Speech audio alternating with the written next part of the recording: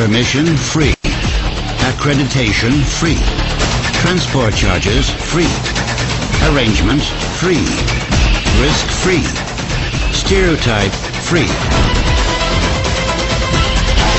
Download free broadcast quality video for your media projects at freevideo.rt.com.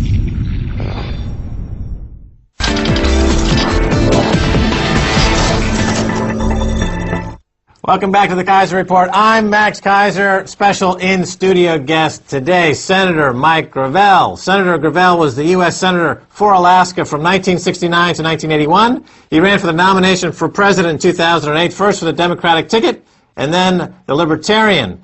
He is the author of Citizen Power Mandate for Change and devotes his time advocating direct democracy initiatives. Mike, welcome to the Kaiser Report. Thank you for having me, Max. I want to talk to you about 1971 when you read the Pentagon Papers into the public record from the floor of the Senate. Now, how was that received at the time by your fellow senators, and how would you relate that to WikiLeaks today? What WikiLeaks is doing today is better than what we were doing with the Pentagon Papers. The Pentagon Papers was the history of how 3 presidential administrations had lied to the American people about going into Vietnam and then staying there and killing, 3 million Southeast Asians, 58,000 Americans. And I want to say, Max, they all died in vain. Vietnam is still a communist country, has most favored trading relationship with us.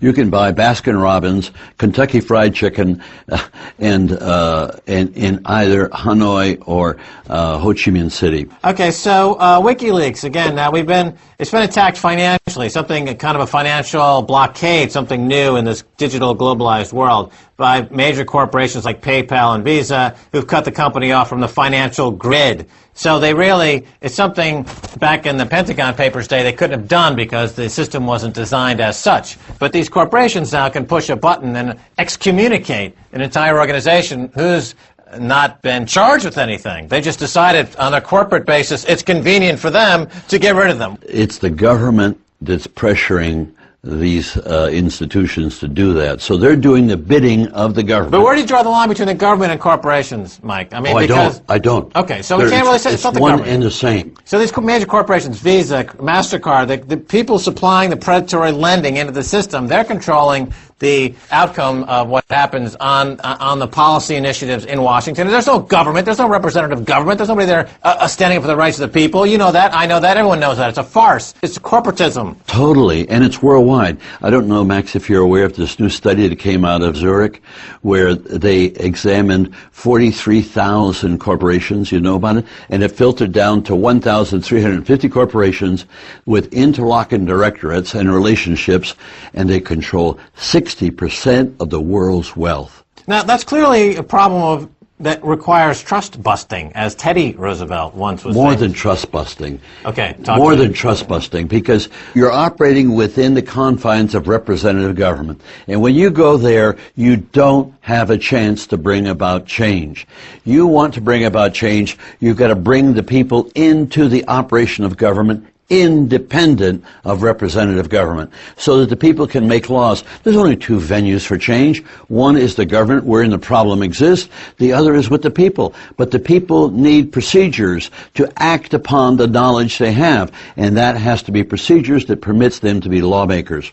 Cicero, Marcus Cicero, over 2,000 years ago said, liberty, freedom, is participation in power. If you don't participate in power, you are not free, and that applies to all the countries in the world, including Switzerland, because where you do have direct democracy in Switzerland and in some American states, it's controlled by representative government. And that's why I emphasize that it's got to be done independent of representative government. And I have legislation that I've worked on.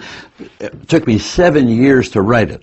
And it can be applied in any country in the world, and it would empower people by going around the government. I have no confidence that the government would ever empower the people. Okay, so this is what you're into now, direct democracy. My whole life is in there. Okay, and as you've just described it, you are globe-trotting, with a basically a do-it-yourself kit, how you too can be democratic. If you follow these simple flat pack kind of, you're right. It's like an IKEA.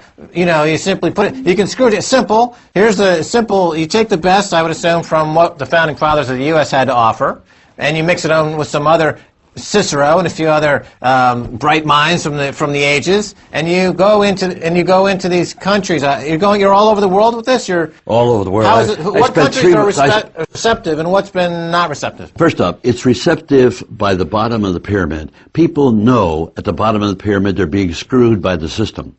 And so, okay, take a good example like Egypt. Okay, they just had a revolution. They've been in control of a client state. Mubarak is controlled by America. They want democracy.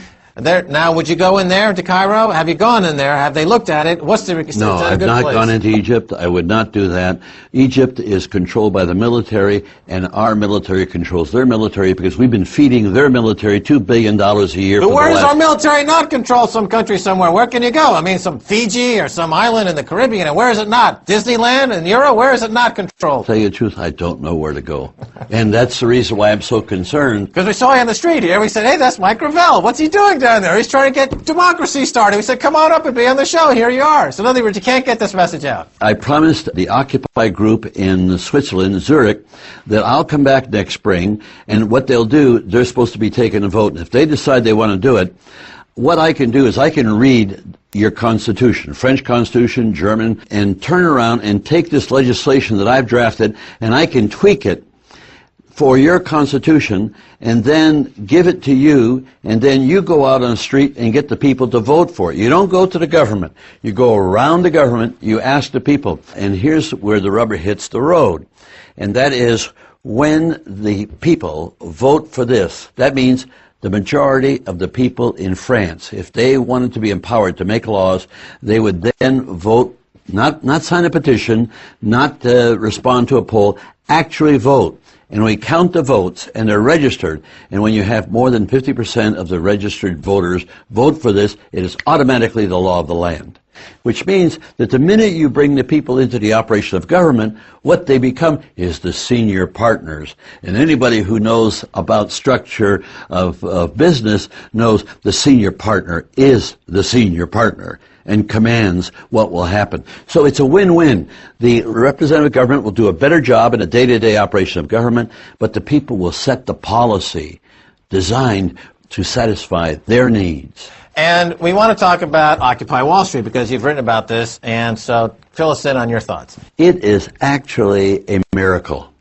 It's a miracle that started with young kids and not so young. They're on the cutting edge of social change. What this is demonstrating is that there's a deep-seated unhappiness in the populace. It's like a boil. This is the tip of the iceberg you're seeing. And I've gone to the one in Switzerland. I've gone to, last night, I went to La Défense and did it here and just told them I honor their efforts. However, there is a problem. Protest movements generally do not succeed because as they fly in the face of the police power of government, they get crushed. And the more effort they make, the more brutal is the crushing. So what they need to do is, over time, they need to be able to turn this around into an actionable item.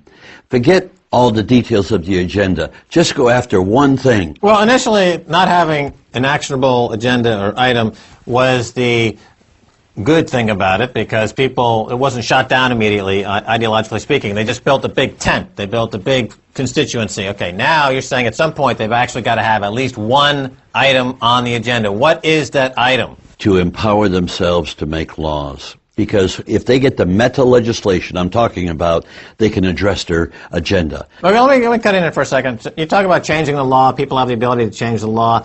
This is what they should be working toward. On the other side of the aisle, there seems to be no problem in the ability for banks and others to change laws on a whim. For example, just in the last couple of months, Goldman Sachs, they broke the law when they offered insiders a chance to own Facebook stock, above and beyond what the SEC allows them to in terms of a limited number of people eligible for this before the company posts their financials. So their response was, well, we're going to do it anyway, and the SEC's response was, well, maybe we need to change the law.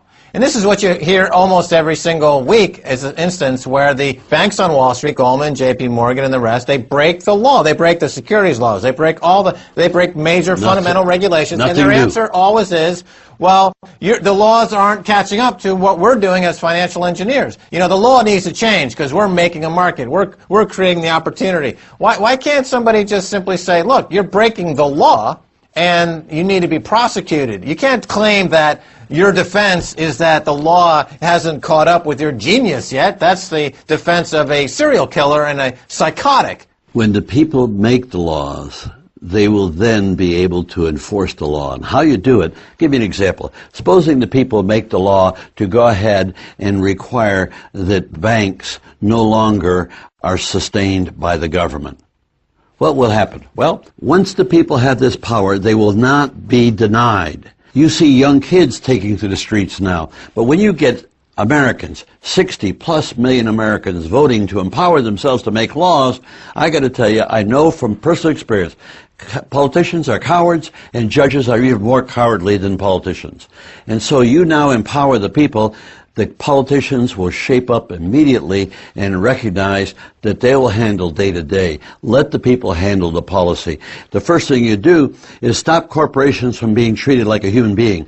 In the constitutional amendment I have, it says that money for an initiative, for or against, can only come from a natural person. What does that mean? That all these unnatural people with all this power to steal and break the law, they can no longer get involved in the lawmaking process, which they do right now because they own the Congress, they own all the governments. Okay, so we've got about a minute left. To summarize, you've been working on this direct democracy project for a number of years, and you see with this Occupy movement really a golden opportunity for the realization of these ideals. With this group, these people now are just begging to retake back their democracy and their rights, and so you're really enthusiastic by this, right?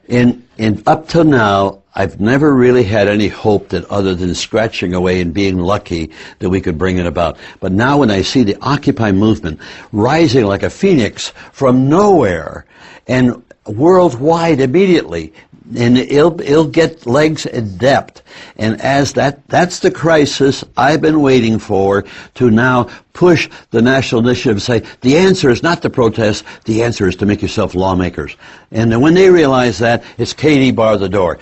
Up until now, I exist on a basis of I have faith that when we reach critical mass, the corporations will wake up and say, my God, what's going on? It'll be too late. The people will know this, and you won't have to sell it to the people. They'll just want it. All right, Mike Gravel, it sounds good because clearly you've got your expertise mixed with this whole generation of this movement is on the street and ready to go. So there's a tinderbox ready to explode, hopefully for the greater good. That's right, and it won't explode in a violent way. It'll explode in an evolutionary way, and that's the way it should happen. Senator Mike Gravel, thanks so much for being on the Kaiser Report. Max, thank you for having me. All right, super, and that's going to do it for this edition of the Kaiser Report with me, Max Kaiser, and Stacey Herbert. I want to thank my guest, Senator Mike Gravel. If you want to send me an email, please do so at kaiserreport@rttv.ru. Until next time, this is Max Kaiser saying bye, y'all.